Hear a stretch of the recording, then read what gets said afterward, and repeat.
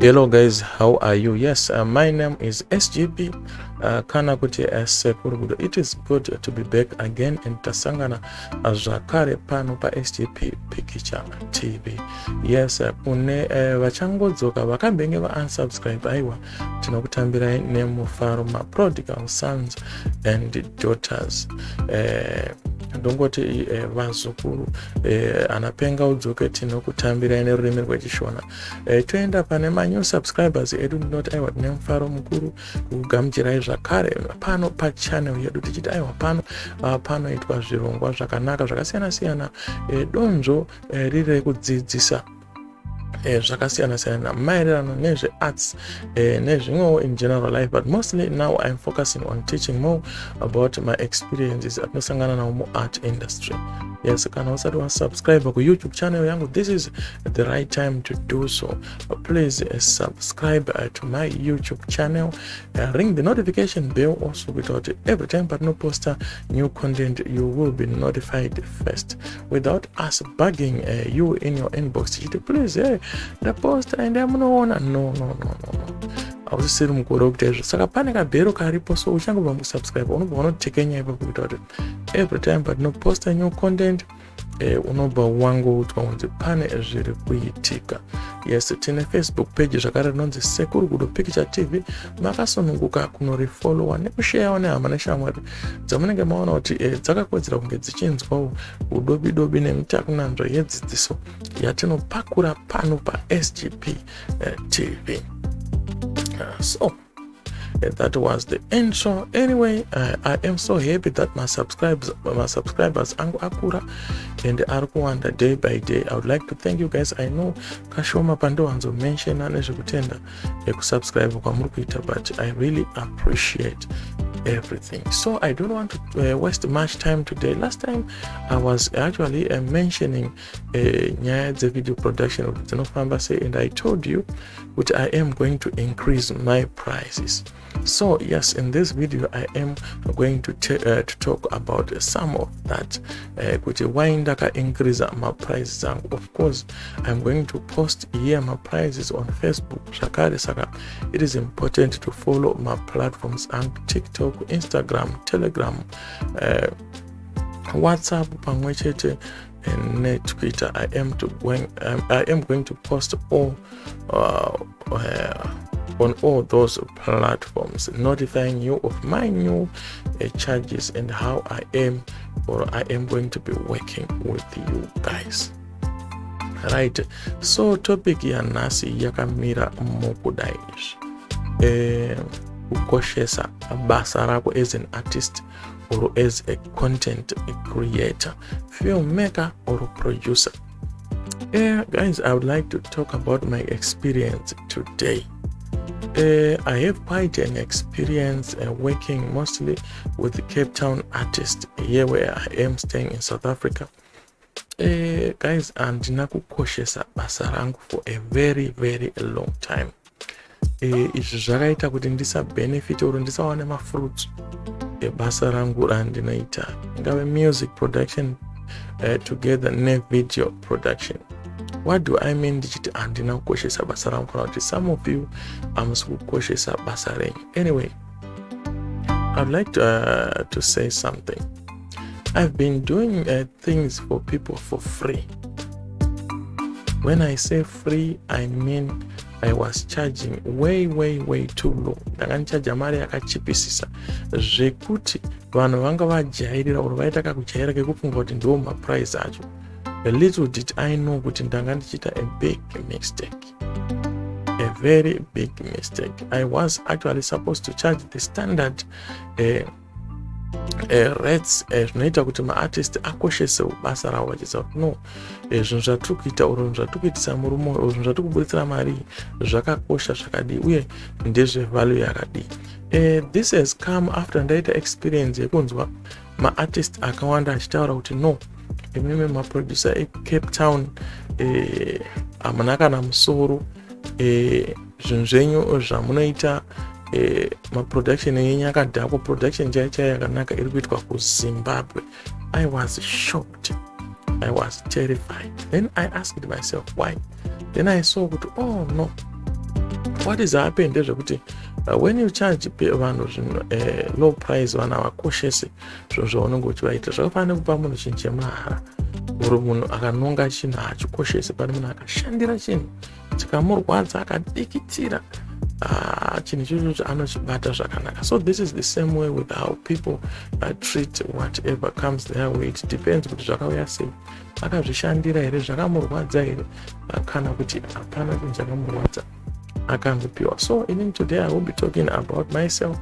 So zvakakosha ndezvekuti uone kuti the mistake yandiri kuita, mistakes andakaita sandiwo here, same mistakes auri kuita sei, auri kuitawo, right? So ini ndakaita mistake ekuchaja vanhu less money. Okay, I was charging something like 500 rand kuitira munhu video. I was charging like 1000 rand kuitira munhu video. I was charging like 1.5 or 2000. Guys, I went per internet and I discovered kuti equipment yandinoshandisa ndichishuta munhu video kungoihaya chete inoda 6,300 just hiring that equipment. This is the amount yaunosiya pakaunda yekunhu kwaunenge wanohaya zvinhu, but pane imwe mari inozodiwa yechibatiso. Ndakaona kuti mari yacho yechibatiso yekutora zvinhu zve-6,000 kuhaya zvinhu zvinohayiwa for 6,300 yange iri 70,000 rand. Izvezvi ndisina kamera ndikati ndoda kunoita sei, ndoda kunohaya equipment yekuti ndishute video rako inoda 6,300 plus 70,000 yechibatiso or collateral. Unogona kunyoresa imba yako, unogona kunyoresa motikari yako or any other property inenge iri worth mari. Ndokuti varelease zvavo kubva mashelf avo varungu vaya vokupa kuti now enda unoshuta, because they know kuti unogona kutiza nazvo, unogona kubirwa or unogona kuzviuraya. So they don't want to lose or to stop working. Nekuti ivo vaendako kanobirwa kanouraya zvinhu vantu watizako. Saka vanoda zvinhu zvekubatira. So zvinhu zvekubatira for equipment yandoshandisa inenge zviri worth 70,000. So automatically I'm actually saying that the equipment that I use is almost 70,000 rands, right? So kana kuhaya chete kuri kukosta 6,300 kuzoshuta nekuedita unozoita mari. I also discovered kuti average yakachipisisa per hour kungoshuta kamera isiri yako, just kushuta kuita basa rekushuta chete per hour it's 250 rand. Editor per hour is 250 rand. Let's say ndashuta munhu kubvira makuseni 9, 10, 11, 12, 1, 2, 3, 4, 5 ndashuta munhu 9 hours. So it must be 250 rands by 9 hours. 250 by 9 hours, which is going to be 4,000 something. Iyi mari yekushuta. Then tozoti ndingade ma-hours mangani kuedita. Tinombotora ma-days nama-weeks ndichiedita hours and hours. Let's say I'm going to put it on 10 hours. So I'm going to need another 5,000 for editing and 4.5 for shooting, which is going to be 9,000. 9,000 plus 6,000. It's going to be 15,000 to a music video. That is the normal price. Inini ndo pananga ndichicharge zvangu 500 rands, 1,000 rands. Vanhu vodada, vanhu voti hatichazoona kumberi kuti tichazodi. So I discovered the reason yekuti I discovered something kuti inini I was not actually making money out of my business. Because ndatadza kutenga kana kamera nyowani, ndikutadza kuupgrade zvangu zvikafa, ndikutadza kuzvidzosera pakare, because the amount that I am charging haenderani nezvinhu zvandiri kushandisa. So this is why I have to increase my charges. Guys, I told you kuti kuhaya zvinhu chete zvandoshandisa is 6,300. Labor yandofana kucharge yanofana kuita 9,000, altogether around 15 to 16,000. Saka chimbondiita kuti saka imoda kundipa mari. And remember, I want you to listen to this very carefully. My prices ekuhaya ndataura 6,300 ndo kwakachipisisa kwacho. Kumwe kwacho is more than that. It's more than that. So this is how I am going to be charging my videos. I am going to charge equipment yangu. I am going to charge labor yangu. Because kuna vamwe vanhu vandoshita ma-music videos vasina equipment, they simply go and hire.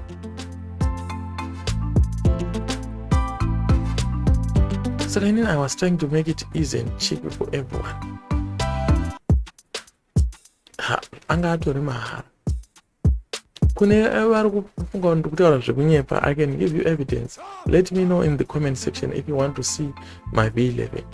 Munhu anoita basa serangu ini nangada yakatenga mota kudhara, ndikadai ndakatovakisa imba kudhara, but just because I am so stupid and ndikoshese basa rangu, ndakasarudza kushandira vanhu for free. This is why I am where I am. So this applies to everyone who is doing whatever that they are doing. Chimbotarisawo kuti vamwe vari kumbochajawo mari.